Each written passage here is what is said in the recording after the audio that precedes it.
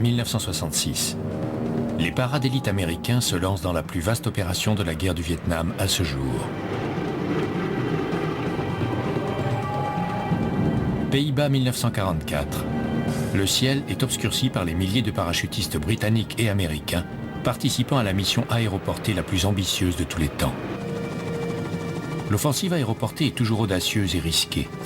Aucune autre stratégie ne dépend autant de la précision du minutage et de la coordination des troupes. Tous les commandants savent que cette tactique ne peut être utilisée que lorsqu'il n'y a pas d'autre issue. C'est la stratégie de l'offensive aéroportée.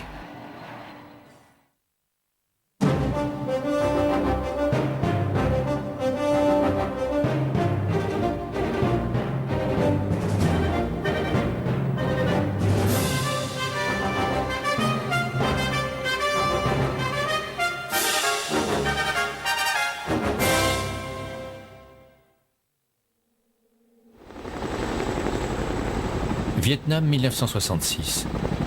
Le Viet Cong pense gagner du terrain en menant une guérilla incessante contre les forces américaines.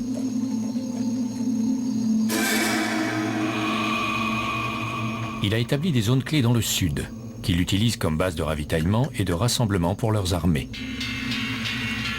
Les Américains ont baptisé l'une de ces régions la zone de guerre C. La zone de guerre C est au nord-ouest de la capitale du Sud-Vietnam, Saigon, le long de la frontière du Cambodge. C'est la base de la 1re division Viet Cong et du 101e régiment de l'armée nord-vietnamienne. C'est également le quartier général du bureau politique du comité central du Parti communiste du Sud-Vietnam. Le général William Westmoreland, commandant en chef américain au Vietnam, considère la zone C comme une épine dans son flanc. Il tient à la liquider. Il ordonne au commandant de la région, le général Jonathan Seaman, de préparer une opération contre les forces Viet Cong. Ce sera la plus vaste offensive jamais lancée au Vietnam. Mais comment Seaman va-t-il pouvoir infiltrer ses soldats assez vite pour prendre et occuper la zone C avant que l'ennemi ait le temps de réagir? Europe, septembre 1944. 3 mois après le débarquement, les forces alliées ont fait leur percée en Normandie, traversé la France et sont entrées en Belgique. Face à elles, au nord-est, la ligne Siegfried de Hitler. L'avance alliée est stoppée. Une nouvelle stratégie est nécessaire pour pénétrer en Allemagne.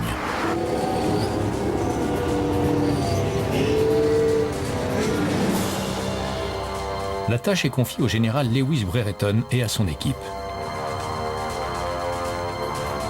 Comment vont-ils reprendre la progression, éviter les défenses allemandes et éventuellement mettre fin au conflit avant Noël? Junction City, le plan d'attaque américain dans la zone de guerre C, et Market Garden, le plan allié pour ouvrir la route de Berlin. Les deux groupes de stratèges doivent agir avec rapidité et créer la surprise. Et tous deux choisissent la même solution audacieuse, l'offensive aéroportée. L'offensive aéroportée, c'est la guerre sur le fil du rasoir. Pour qu'elle ait une chance de réussir, elle exige des conditions précises.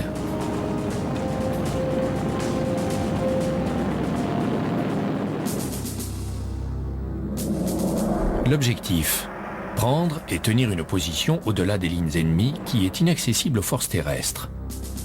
S'il existe une alternative viable au sol, l'offensive aéroportée ne doit pas être envisagée. Le renseignement. À l'atterrissage, les troupes aéroportées sont particulièrement vulnérables. Il est donc vital de posséder des informations précises sur les forces ennemies qui attendent au sol, où elles sont et leur nombre. La maîtrise des airs. Les commandants doivent avoir le contrôle des airs pour protéger leurs hommes des avions ennemis durant leur transport vers la cible et pour neutraliser les défenses au sol qui pourraient compromettre leur atterrissage. La vitesse et la surprise. La clé d'une offensive aéroportée est de fondre sur la cible sans prévenir. Si possible, la mener avant que l'ennemi ait eu le temps de réagir ou de mettre en place une défense appropriée. Le renforcement. Les troupes aéroportées ont une logistique limitée. Elles doivent transporter tout ce dont elles ont besoin et sont légèrement armées. Elles doivent donc être ravitaillées et renforcées. L'offensive aéroportée ne doit être utilisée que lorsque les autres tactiques ne peuvent atteindre l'objectif. Une insertion aérienne permet d'infiltrer des soldats là où des troupes terrestres n'ont pas accès. C'est donc un type d'opération très particulier. Les troupes aéroportées sont comme une réserve spéciale. Elles ne doivent être employées que dans des situations précises, pour prendre des cibles spécifiques. Mais la stratégie d'offensive aéroportée comporte deux faiblesses fondamentales. L'atterrissage. Qu'elles soient introduites par parachute, planeur ou hélicoptère, les troupes aéroportées sont exposées lorsqu'elles se posent. Durant cette phase cruciale, elles ne peuvent riposter. Elles sont à la merci des défenseurs. La limite de temps. À cause de leur armement léger, elles doivent être renforcées en un temps donné. Il faut faire vite, normalement en 48 heures maximum.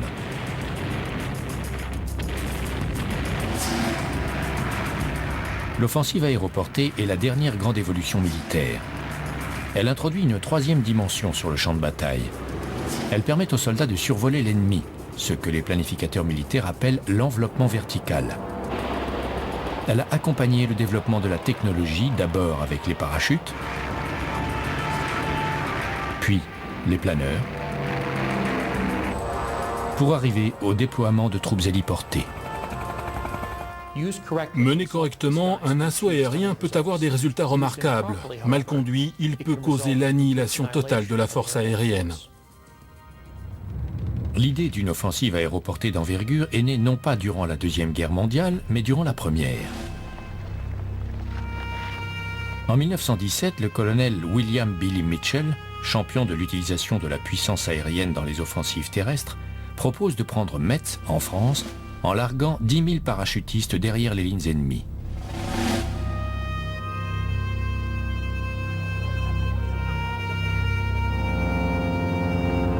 C'est l'assistant de Mitchell, le major Lewis Brereton, qui est chargé de dresser les plans. En fin de compte, l'idée est rejetée. Mais Brereton ne disparaît pas pour autant du théâtre des opérations aériennes. Les premiers soldats à effectuer un saut précis à l'aide d'une sangle d'ouverture automatique sont une unité de parachutistes italiens à l'exercice en novembre 1927. En quelques années, l'URSS va faire franchir une nouvelle étape au parachutisme. Cherchant à souder le pays, les chefs soviétiques mettent en œuvre de vastes plans d'activités sportives comprenant le parachutisme. L'usage militaire n'est jamais très loin.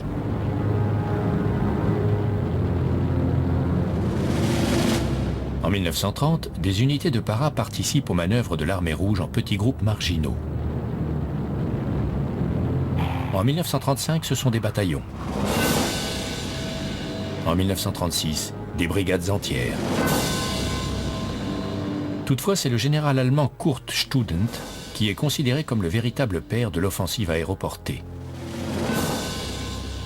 En 1938, lorsque le chef de la Luftwaffe, Hermann Göring, décide d'organiser ce qu'il appelle une force d'entrée parachutée, il fait appel à Kurt Student, ancien pilote de chasse de la Première Guerre mondiale, au tableau impressionnant.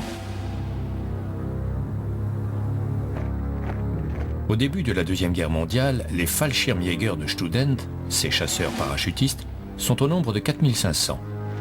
Ces troupes aéroportées sont considérées comme l'élite. Il crée également le concept du transport de troupes par planeur. C'est lui qui planifiera la première grande opération aéroportée de l'histoire.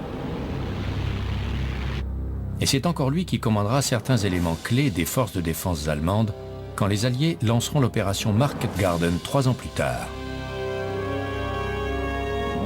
L'ironie de la guerre voudra qu'il affronte alors celui qui avait planifié le tout premier raid aérien un quart de siècle plus tôt, Lewis Brereton, à présent général.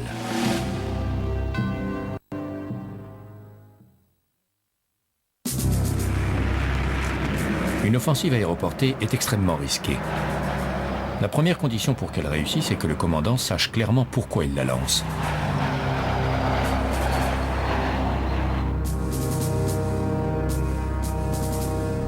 Quel est son objectif? L'offensive aéroportée est-elle le seul moyen de l'atteindre? Cette condition est parfaitement remplie pour la première fois en Méditerranée en avril 1941. Tandis que les armées SS occupent la majeure partie de l'Europe, les Alliés tiennent fermement la Crète. Prendre l'île donnerait aux Allemands une base stratégique en Méditerranée orientale, position à laquelle Hitler tient à tout prix. Mais la marine britannique est maîtresse des mers dans la région. Il n'y a donc qu'une stratégie possible, l'offensive aéroportée. Se basant sur cette situation tactique, Kurt Student ordonne à ses paras et aux troupes transportées par planeur de prendre les 3 aérodromes de l'île et le port de Souda.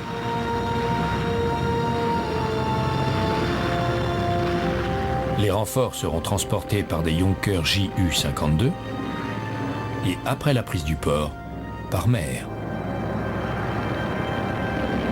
Ce plan est ce que l'armée de l'air appelle une opération de prise et de contrôle. Opération Market Garden, 1944. Les généraux alliés Eisenhower et Montgomery étudient leurs options pour la prochaine étape de la guerre en Europe.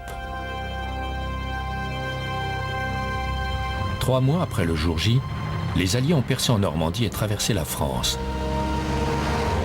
Puis, leur progression s'est arrêtée. Au nord-est, la ligne Siegfried leur fait face. Le maréchal Montgomery, d'ordinaire prudent, adopte une stratégie hardie pour reprendre la marche.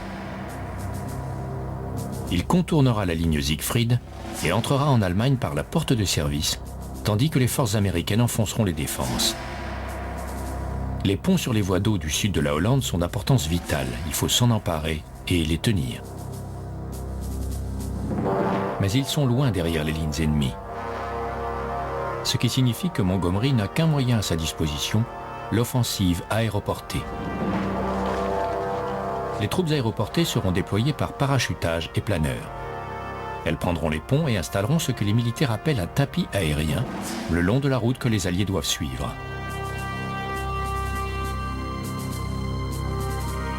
L'homme chargé de transformer la vision audacieuse de Montgomery en plan de bataille détaillé est le général américain Lewis Brereton, celui qui avait organisé la toute première invasion aérienne.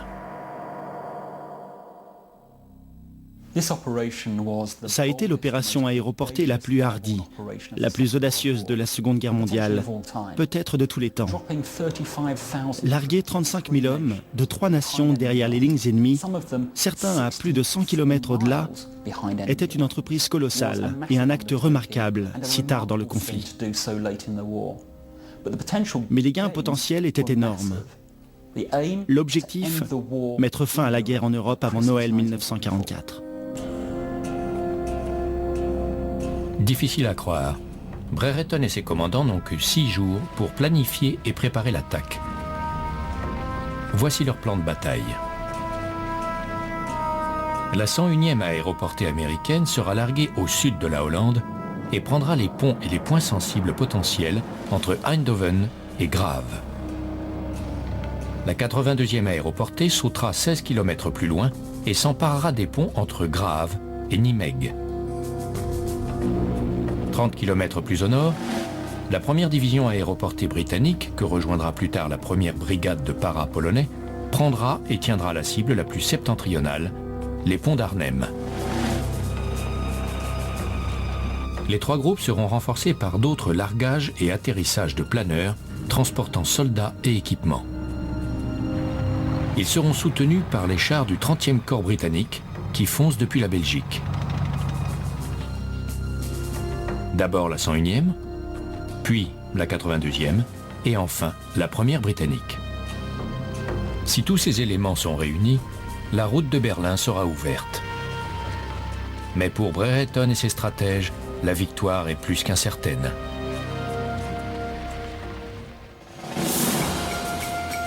Opération Junction City, Vietnam, 1967. Les soldats d'élite de la 82e division aéroportée sont briefés avant de se lancer dans leur offensive aéroportée. Pour parvenir à encercler les soldats du Viet Cong dans la zone de guerre C, le général Seaman et ses planificateurs disposent d'un engin qui n'existait pas durant la Deuxième Guerre mondiale, l'hélicoptère. Ce n'est plus un avion à aile fixe, très vulnérable en vol mais permettant de déployer de nombreuses troupes. Il existe à présent un moyen d'insertion plus souple. L'hélicoptère peut déposer des soldats et plus important, il peut les retirer de la zone de combat très rapidement. La flotte d'hélicoptères achetée par l'armée et les Marines à la fin des années 50 et au début des années 60 a connu son baptême du feu au-dessus des jungles du Vietnam.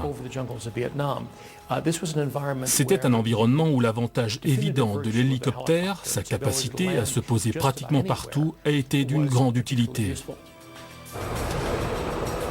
Avec pour objectif d'isoler et d'écraser les forces du Viet Cong et du Nord-Vietnam, le général Seaman et ses stratèges veulent utiliser cette nouvelle flexibilité en association avec des méthodes plus conventionnelles. Son plan est de créer un fer à cheval, un immense U inversé autour de la zone C. Avant Junction City, il lancera 2 autres opérations, Gadsden et Tucson. Elles font partie d'un plan de diversion et serviront également à positionner 2 des 4 unités qui participeront à Junction City.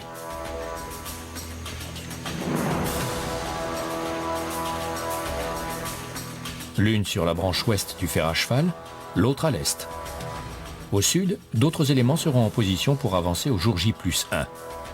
Pour que la surprise soit totale le jour J lui-même, une opération aéroportée servira à fermer le sommet du fer à cheval. 8 atterrissages d'hélicoptères et 1 largage de para. Un bataillon de la 173e brigade aéroportée appartenant à la 82e division sautera en premier. Il établira une zone de sécurité pour le largage d'armes et d'équipements lourds, prévu 30 minutes seulement après son atterrissage. Puis le bataillon sera renforcé par d'autres unités de la 173e, transportées par hélicoptère. Une fois en position, ils endosseront le rôle de l'infanterie pour atteindre l'objectif final de l'opération. Éliminer le Viet Cong de la zone de guerre C et créer des bases de forces spéciales pour sécuriser la région. Ainsi, dans les 2 cas, lors de Junction City et de Market Garden, les planificateurs pensent qu'une opération aéroportée offre la seule ou la meilleure chance de réussite. Sur le papier, ils paraissent remplir la première condition de cette stratégie. Il faut à présent la mettre en œuvre.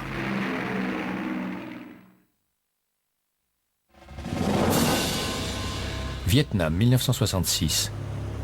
Le général américain Seaman arrive à son quartier général pour peaufiner les derniers détails de l'opération Junction City. Il sait que le renseignement est essentiel dans tout plan de bataille. Mais dans la stratégie d'offensive aéroportée, quand on largue des troupes derrière les lignes, c'est encore plus important. Et le général a étudié le rôle du renseignement dans la première grande invasion aérienne, celle de Courtstudent en Crète, l'opération Mercure. Celle-ci comprend le déploiement de plus de 15 000 hommes par planeur, parachutage et transport aérien. Contre eux, Student et ses stratèges estiment avoir environ 5000 soldats alliés dispersés sur toute l'île. Mais les informations utilisées pour planifier l'offensive sont fausses. Les défenseurs alliés ne sont pas 5000, mais près de 40 000. La garnison de Crète a été renforcée par des troupes évacuées de Grèce.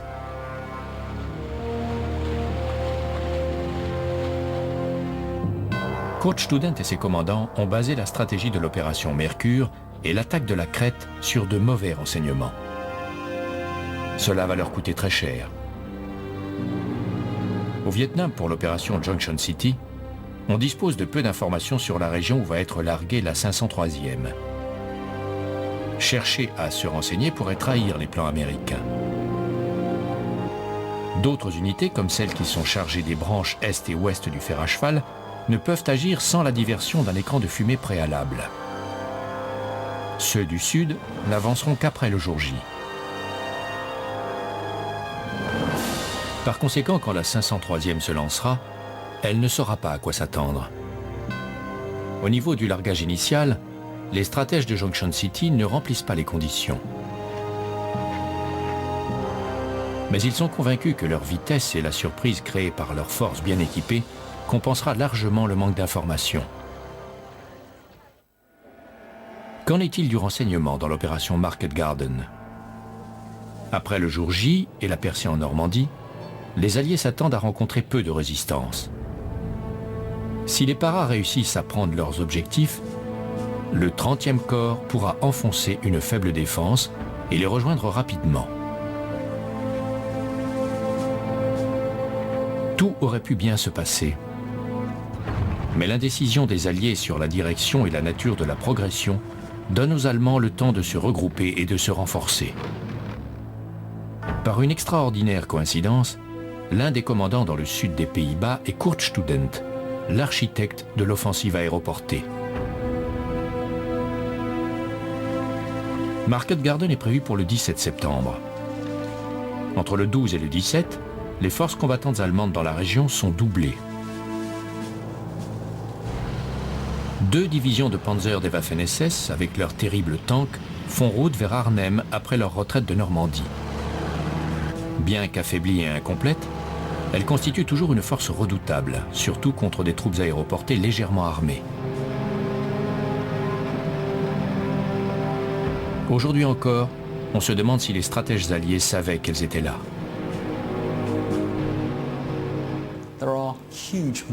De nombreux mythes entourent cette opération de 1944. L'un d'eux, bien sûr, est que les Britanniques ignoraient qu'il y avait des divisions de Panzer dans la région.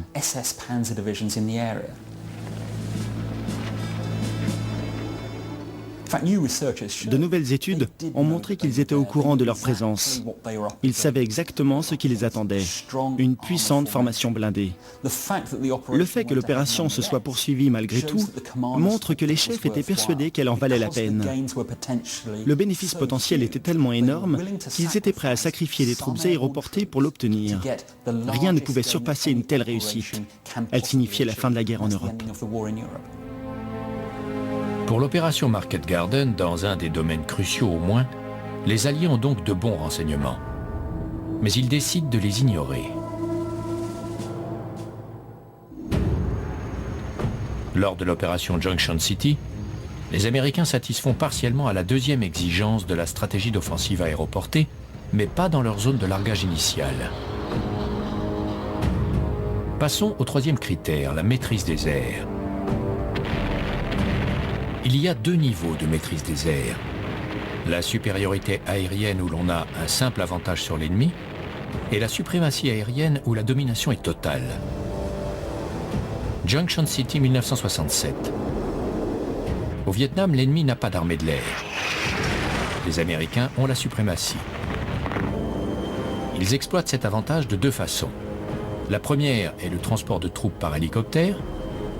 La deuxième, le soutien des soldats au sol pour éliminer ou réduire la résistance qu'ils rencontrent.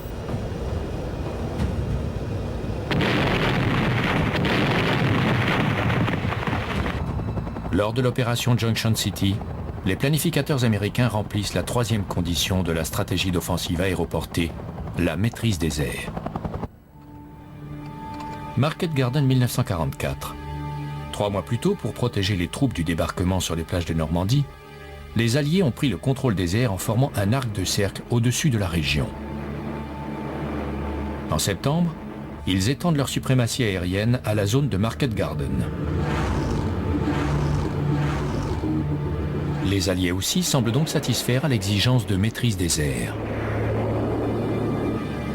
Néanmoins, être maître de l'espace aérien a une deuxième signification: soutenir les forces terrestres et éliminer ou neutraliser les positions ennemies dans la zone cible.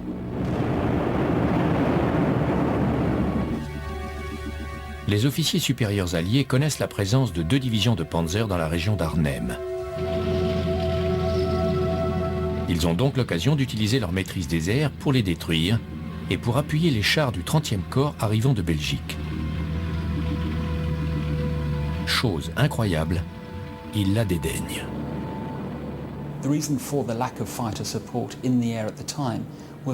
L'absence de soutien aérien résulte d'une décision du commandant des transports de troupes, le général Paul Williams, qui voulait s'assurer que ses pilotes seraient protégés par les forces aéroportées alliées maintenues au sol durant la période critique des largages d'équipements et de paras. Ça a eu un effet catastrophique sur la capacité du 30e corps à rejoindre les troupes aéroportées et sur la survie de ces mêmes troupes dans des conditions de terrain très difficiles. Par conséquent, lors de Market Garden, les Alliés semblent remplir le critère de maîtrise des airs. Puis, chose étonnante, ils oublient la phase de soutien aérien.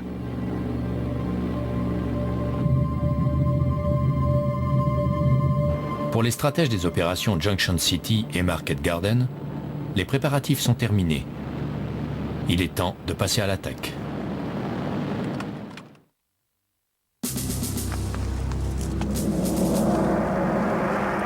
Vietnam 1966 et Hollande 1944. Ce ne sera qu'après le largage de leurs paras que les chefs militaires sauront si leurs plans remplissent la condition suivante de la stratégie d'offensive aéroportée, vitesse et surprise. L'opération Mercure en Crète illustre encore une fois l'importance de ces deux éléments. Tôt le matin, mai 1941, le ciel de la Crète s'emplit d'avions et de planeurs. Durant leur descente, les hommes de Student subissent leur première perte. Les défenseurs tirent directement dans les voiles légères et les planeurs en bois. Les paras sont tués en plein vol. À l'aérodrome de Réthymnon, en 1 heure à peine, ils ne sont plus que 1000 sur les 1500 du départ. À Héraclion, les avions transportant les troupes arrivent séparément, formant des cibles faciles. Beaucoup sont abattus et prennent feu, les soldats toujours à l'intérieur.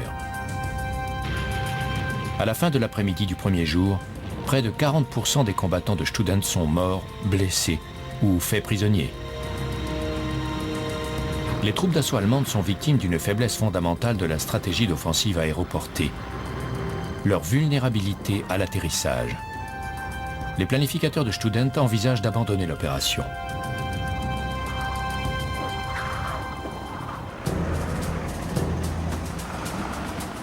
Lors de l'opération Junction City au Vietnam, les paras de la 173e brigade sont les premiers à sauter.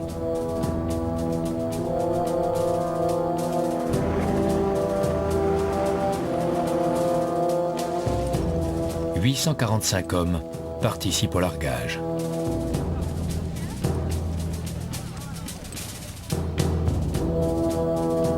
Ils sont dirigés par leur général de brigade, John Dean. Le commandant de la force d'assaut proprement dite est le lieutenant-colonel Robert Siegholtz. Ils rassemblent et vérifient leurs parachutes. Puis, ils embarquent dans les avions de transport C-137. Les appareils roulent sur la piste de Biennoa et grimpent dans le ciel.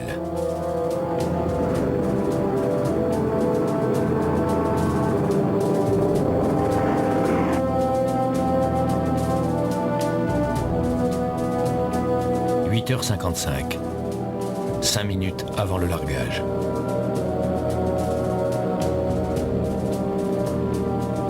9h. La 173e est au-dessus de la zone de largage. Le général Dean s'approche de la porte droite, le lieutenant-colonel Siegholtz de la gauche. Puis, il saute. Ils ont atteint le point critique de l'offensive aéroportée, l'atterrissage. Ils doivent faire vite et surprendre, mais pas uniquement pour eux. La vague suivante, un largage d'équipements lourds, est déjà en vol.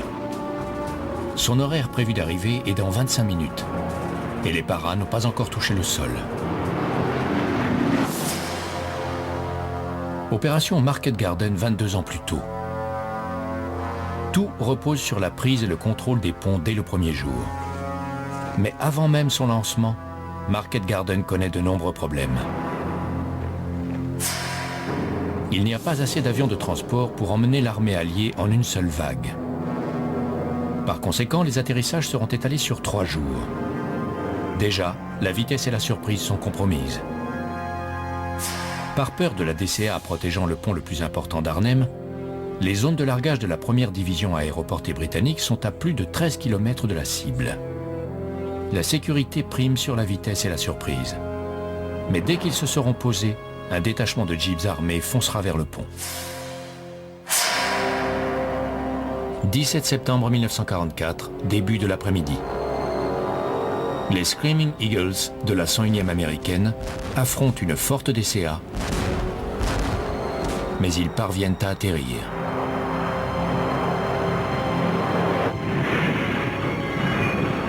Les pilotes des planeurs et ceux des Dakota qui les tractent prennent tous les risques pour déposer les soldats.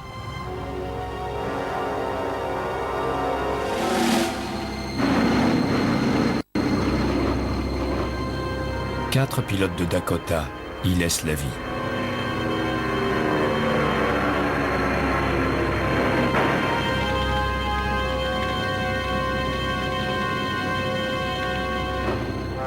La 101e avance et prend ses premières cibles. Aussitôt à terre, les All-Americans de la 82e partent au combat vers leurs objectifs. Les héros méconnus de l'opération Market Garden sont les hommes des 2 divisions aéroportées américaines qui ont atterri près de Nimeg et d'Eindhoven. Les 101e et 82e divisions ont fait du très bon boulot en effectuant un atterrissage parfait, en consolidant leur position et en prenant leurs objectifs. Près d'Arnhem, les planeurs et les troupes aéroportées de la première division britannique se posent sans mal, mais ratent l'effet de surprise et de vitesse en perdant du temps pour s'éloigner. Les planeurs transportant les jeeps armés qui doivent foncer vers Arnhem sont endommagés à l'atterrissage. Il faut extraire les jeeps des carcasses. Ce retard donne aux Allemands le temps dont ils ont besoin pour s'organiser. À 11 km du pont, les jeeps tombent dans une embuscade. L'attaque en fer de lance est ratée. Les troupes aéroportées couvrent à pied les 12 km les séparant de leur cible. Elles sont attaquées par des tireurs isolés, puis par des voitures blindées. Leur premier objectif, le pont ferroviaire, saute alors que 2 paras s'y engagent. Mais les hommes continuent vers les cibles principales. Au début, l'opération Market Garden satisfait donc aux critères surprises de l'offensive aéroportée et surmonte son point faible, l'atterrissage. Mais ce succès est complètement gâché par le manque de vitesse.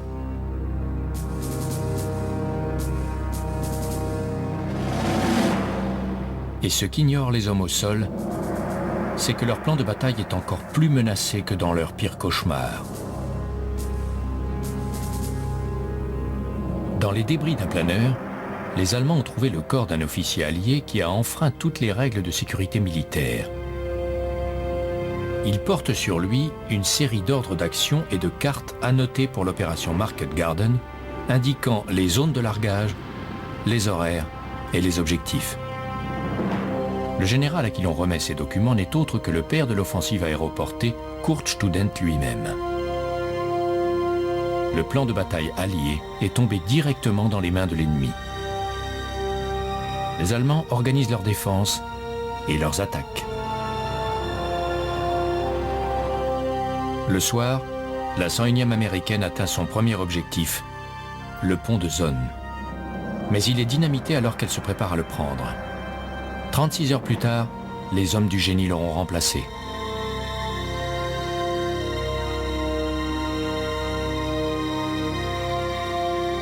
À l'avant, la 82e se bat toujours. À Arnhem, les hommes du 2e bataillon de Para, avec des éléments du 3e, bataillent pour atteindre le nord de leur cible, le pont routier. Ils ont réussi la première phase de la stratégie en prenant au moins une partie du pont.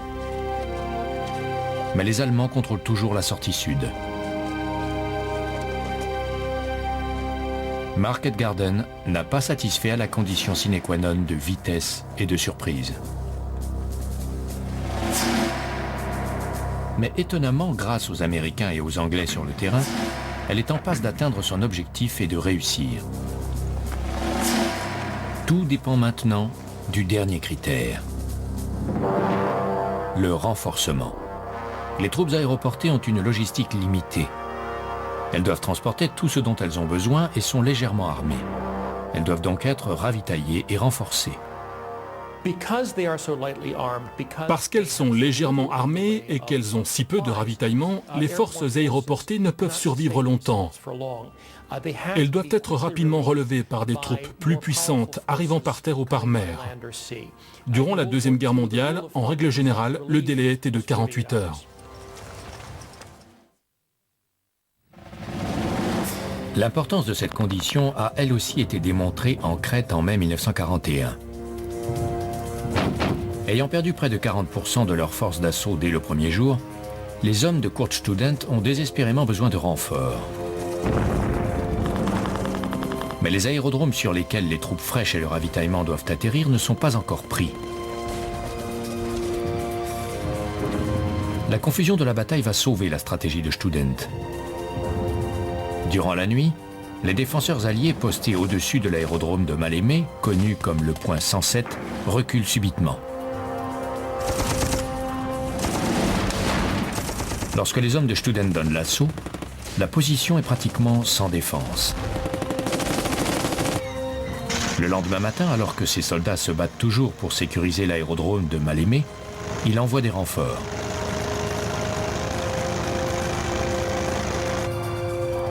L'aérodrome est un champ de bataille. Les Ju-52 atterrissent au milieu d'avions en flammes, dans le fracas des explosions.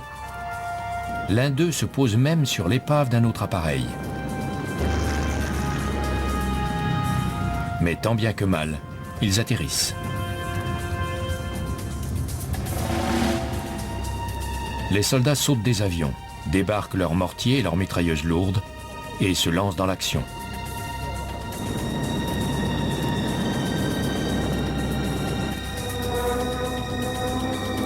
Les Alliés subissent d'incessantes attaques de soutien rapprochées de la Luftwaffe. Les jours suivants, les hommes de Student forcent les troupes alliées à reculer. Elles seront évacuées par la côte sud. Les Allemands ont gagné la toute première offensive aéroportée d'envergure. Leur renforcement rapide et leur maîtrise des airs ont compensé leur absence de renseignements et l'échec de l'effet de vitesse et de surprise. 18 septembre 1944, deuxième jour de l'opération Market Garden. Les troupes aéroportées britanniques et américaines sont complètement encerclées derrière les lignes ennemies. La 101e américaine est contre-attaquée. Elle repousse les Allemands, atteint ses objectifs et parvient même à avancer pour prendre Eindhoven. À Nimègue, la 82e se bat férocement jusqu'au centre de la ville. Mais le pont est toujours fermement tenu par les Allemands.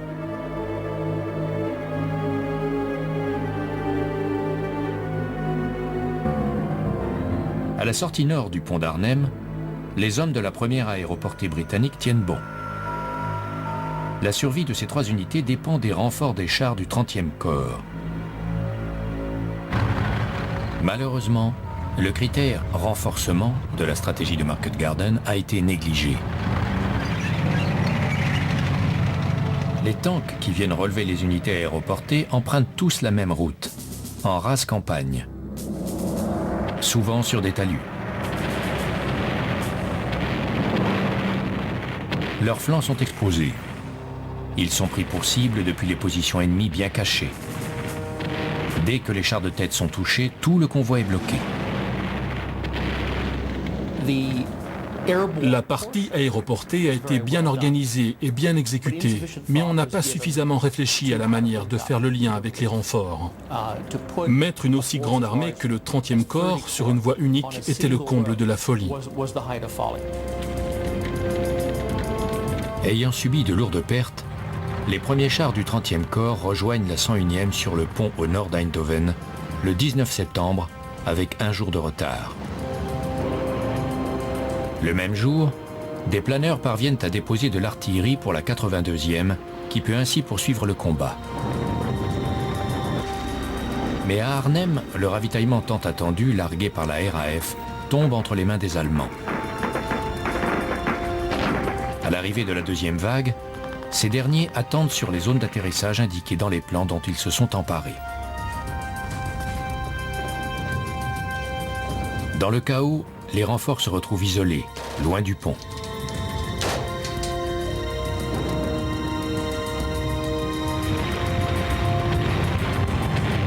Le lendemain matin, 20 septembre, la 82e est enfin rejointe par les chars du 30e corps à Grave. Ils tentent alors de conquérir le terrain jusqu'au pont de Nimègue, mais ils sont repoussés.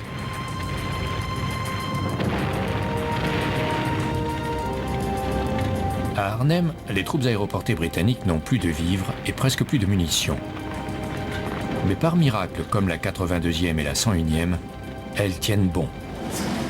La stratégie peut encore être gagnante. À Nimègue, dans l'après-midi du 20 septembre, 4e jour de l'opération, les para-américains traversent le Vaal à la rame, dans des canaux d'assaut sous un déluge de feu. Ils prennent les sorties nord des ponts ferroviaires et routiers, tandis que les chars du 30e corps arrivent du sud. Mais il est trop tard. Le 21 au matin, la tentative de percée du 30e corps est enrayée par les Panzers à 6 km d'Arnhem. Sans munitions ni appui de l'infanterie, la situation est critique. Presque au même moment, sans soutien, les para-britanniques qui tiennent le pont finissent par être écrasés par les unités de Waffen-SS.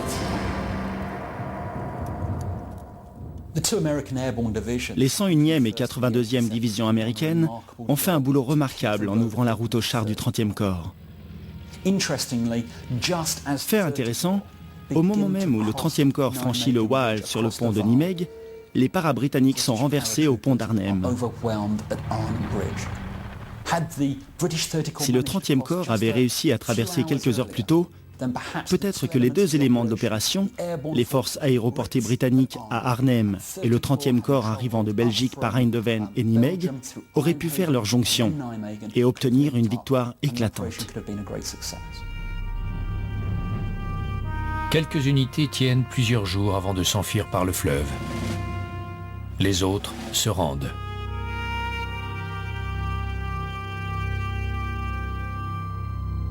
Globalement, l'opération Market Garden est un échec coûteux. Résultat, la guerre en Europe s'éternisera durant des mois.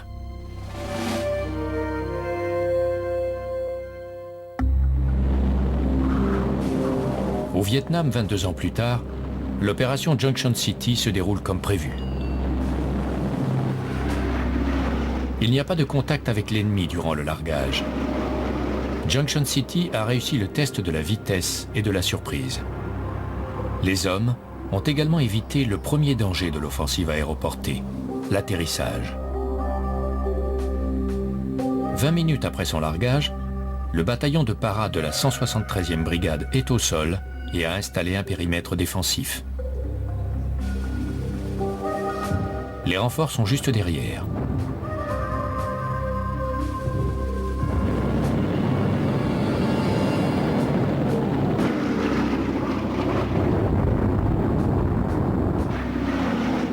À peine 5 minutes plus tard, le premier largage d'équipement tombe du ciel.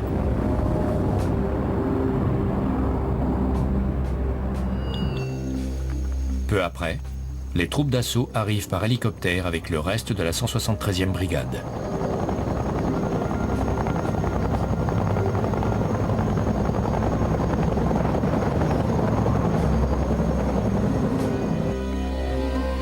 La phase aéroportée du plan de bataille Junction City s'achève lorsque les paras légèrement armés reçoivent le reste de leur équipement.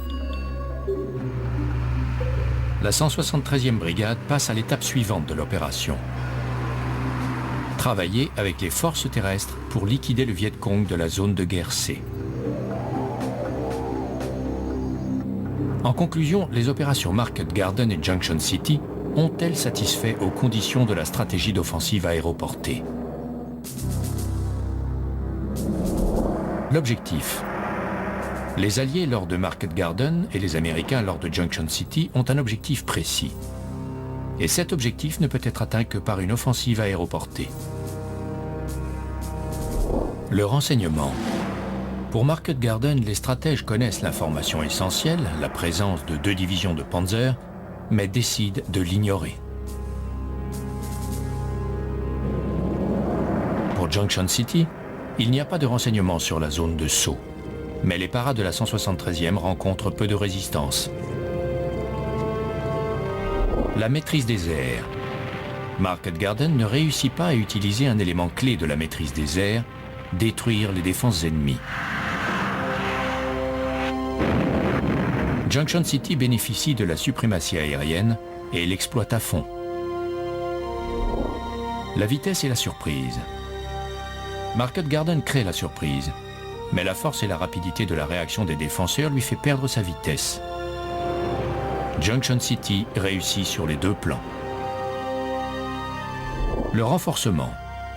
Durant Market Garden, le plan de soutien est d'une faiblesse désastreuse.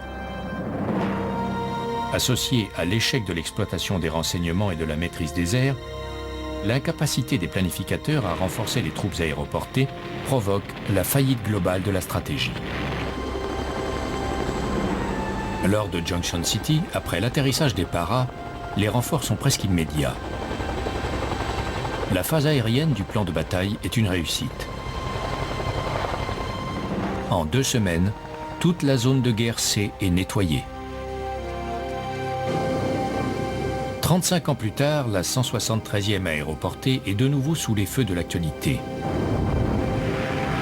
Cette fois-ci, lors de l'opération Liberté irakienne contre Saddam Hussein, elle est parachutée au nord de l'Irak pour s'emparer de l'aérodrome stratégique de Bachour. Là encore, l'offensive aéroportée est la meilleure solution. L'offensive aéroportée est toujours très risquée et doit s'adapter sans cesse. Mais alors que la technologie de l'assaut aérien et des armes capables d'y riposter évolue, que nous réserve le futur ?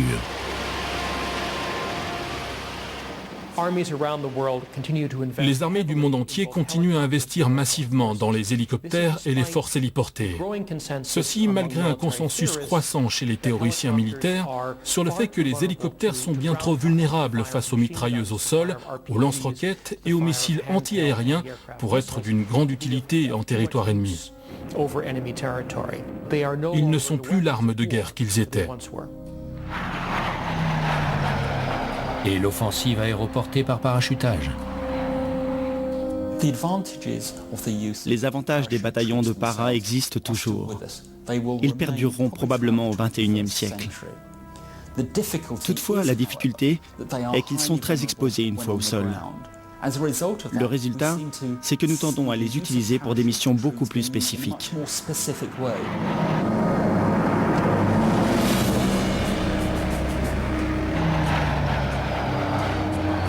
Il est peu probable que des largages aussi importants que ceux de la Deuxième Guerre mondiale se reproduisent. À la place, l'infiltration par parachutage sera utilisée dans des buts bien précis. Forces spéciales en mission pour libérer des otages. Unités d'élite s'emparant d'une cible sensible. En l'absence d'une alternative viable, l'offensive aéroportée sera toujours privilégiée.